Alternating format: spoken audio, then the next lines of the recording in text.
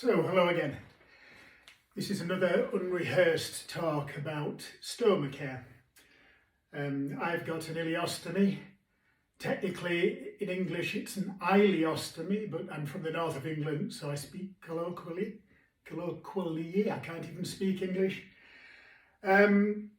So, one of the big problems I'm having at the moment is that any fluid I take on board in quantity is just passing straight through me. And I don't mean it's making me wee, I mean it's literally going into my mouth, and within a few minutes it's in the bag on my tummy. So there's a number of problems with that. I mean, one is that if I have a large drink, I can be emptying the bag every 20 minutes, which is tedious, to be quite honest. But the more important one really is hydration, is trying to keep myself hydrated, and also trying to keep myself hydrated enough for my kidneys still to work and produce urine. My urine output at the moment is well down on what it really should be. So there are various ways around that. I've been given various drugs to try and control the amount of stomach acid that's produced, to slow the gut down so it doesn't pass things through as quickly.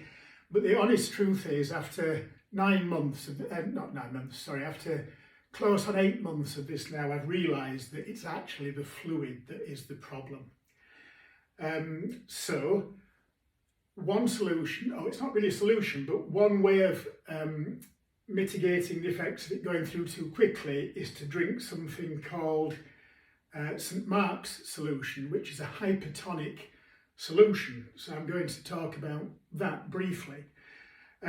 So I start off with a litre of water. This isn't a litre in here for reasons I may or may not explain later, mainly because if I put a litre in there, by the time I'm putting it in here, it's overflowing. So I'd rather just make a smaller amount and top that up later. So we start with glucose powder. So this is a World Health Organization recipe for St. Mark's solution. There are others available, but they're all essentially the same thing. You can use you can use sugar instead of glucose powder, but I honestly just can't bring myself to use really heavily processed white sugar. So glucose powder it is. So I need to put in 6 level teaspoons, and these little scoop things I've got, this one's graduated at 1 spoonful, 5 millilitres. So 6 flat teaspoonfuls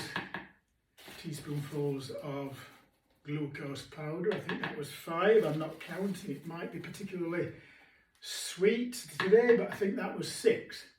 So that's the start. Glucose powder, not actually as readily available as it used to be actually. I've struggled to actually buy it other than online, which is a shame, because I mean there are various shops locally that I'd rather buy it from. However, that's glucose powder. The next thing I have to have is salt. So this is just ordinary table salt. And again, I have to have 1 teaspoonful, 1 flat teaspoonful. My essential tremor is playing up at the moment. That's entirely unrelated to my stoma. That's just something else for a different video that we're not going to talk about today. So a level spoonful of salt. I probably didn't quite put enough in there. Just put a tad more in. So a teaspoonful of salt. And the other thing that needs to go in is bicarbonate of soda. So this is just the kind of thing that you buy in at the local store for cooking with. And this is half a teaspoon, but it's a heaped half teaspoonful of bicarbonate of soda. So I'll put that in like that. So I then stir it up, and I'm feeling like a TV cook. I don't know whether I could take on Jamie Oliver or somebody else like that, but basically that's it. This is the St. Mark's solution made up. Now, it it's palatable, it's drinkable, but it ain't really, it wouldn't be my first choice, drink of choice. And this largely is what I can drink at the moment. Throughout the day, I can have a litre of this. I can technically have up to 750 millilitres of other fluid, such as tea and things. And anything over above that 1.75 litres really has to be an isotonic preparation. However, there are other issues involved. I used to really like a decent pot of tea. I'm Northern British, I like my pot of tea. This is a pot that my sister bought me for Christmas. It's never been used because sadly, I just can't drink quantities like that anymore. So that's out of the window. Julie, it's not out of the window. I will make use of it some other way. This was my previous standard size pot, but alas, that's too big as well. So I tried a medium sized cup, but that's still too big. Nearly ended up less 2 cups then. A small cup, that's kind of manageable as long as I drink it really slowly. But the only real answer, sadly for me, it's not sadly at all, but is just small sips throughout the day. So I literally at the moment am just drinking small amounts of fluid throughout the day, just in the hope that it will kind of be absorbed by my gut, the gut that I've got, before it hits the bag. So cheers.